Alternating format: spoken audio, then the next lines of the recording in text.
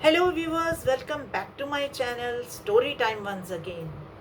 आज मैं आपके समक्ष महाभारत के एक प्रसंग की चर्चा करूंगी। महाभारत का युद्ध 18 दिनों तक चला। इस युद्ध में बहुत विनाश हुआ। अनेक औरतें विधवाएं हो गईं, अनेक बच्चे अनाथ हो गए। हस्तिनापुर के महल में महारानी द्रौपदी की दशा 18 दिनों में 80 वर्ष के समान हो गई। वे निश्चेष्ट होकर एक दिन शून्य की ओर ताक रही थी कि तभी भगवान कृष्ण ने महल में प्रवेश किया। उन्हें देखते ही वे रोती हुई भगवान कृष्ण से लिपट गईं और कहने लगीं, हे सखा, यह सब क्या हो गया? मैंने तो यह नहीं चाहा था। भगवान कृष्ण ने उन्हें थोड़ी देर सहलाया और फिर पास बैठा कर बोलने लगे, हे द्रौपदी, नियति बहुत क्रूर होती है। वह हमारे सोचने के अनुरूप नहीं चलती। वह हमारे कर्मों को परिणामों में बदल देती है। तुमने प्रतिशोध चाहा था। महाभारत के इस युद्ध में केवल दुर्योधन और दुशासन ही नहीं, सभी कौरव समाप्त हो गए हैं। तुम्हें तो खुश होना चाहिए। द्रौपदी बोली, हे सखा, क्या आप मुझे सलाहने आए हैं, मुझे सांत्वना देने आए हैं, अथवा मेरे घावों पर नमक छिड़कने आए हैं? श्री कृष्ण बोले, नहीं द्रौपदी, मैं तुम्हें वास्तविक स्थिति से अवगत कराने आया हूँ। जब हमारे कर्मों का परिणाम हमारे समक्ष होता है तो हम कुछ भी नहीं कर पाते।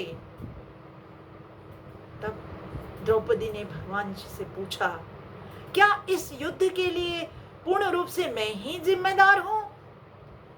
भगवान कृष्ण ने कहा, द्रौपदी, तुम अपने आप को इतना महत्वपूर्ण मत समझो। वास्तव में तुम्हारे कर्मों में जरा सी भी दूरदर्शिता होती तो आज परिणाम इतने भयंकर नहीं होते।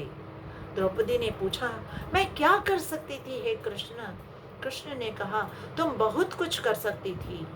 तुम्हारे स्वयंवर के समय यदि कर्ण को अपमानित न करके उसे प्रतियोगिता में हिस्सा लेने की इजाजत दे देती तो आज परिणाम कुछ और होते।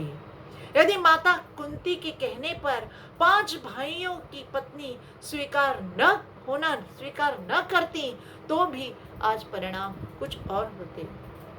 और यदि दुर्योधन के अपने महल में आने पर उसका अपमान न करती तो भी शायद तुम्हारा चीरहरण न होता और आज परिणाम कुछ और होते। वास्तव में हमारे बोले गए शब्द ही हमारे आगे आकर परिणाम के रूप में खड़े हो जाते हैं। हमें कैसा दुष्परिणाम मिलेगा यह हमारे वचनों पर ही आधारित होता है। मनुष्य इस प्रकृति में एक ऐसा प्राणी है जिसका जहर उसके वचनों में है।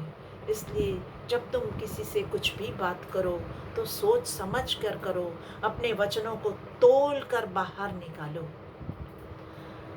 तो साथियों, जो भी आप बोलें, आप देखें कि आपके शब्दों से कोई भी आहत न हो, किसी के हृदय को आघात न पहुंचे, वरना दूसरे का मन तो दुखी होगा ही, आप भी विकल ही रहेंगे, बेचैन रहेंगे। धन्यवाद।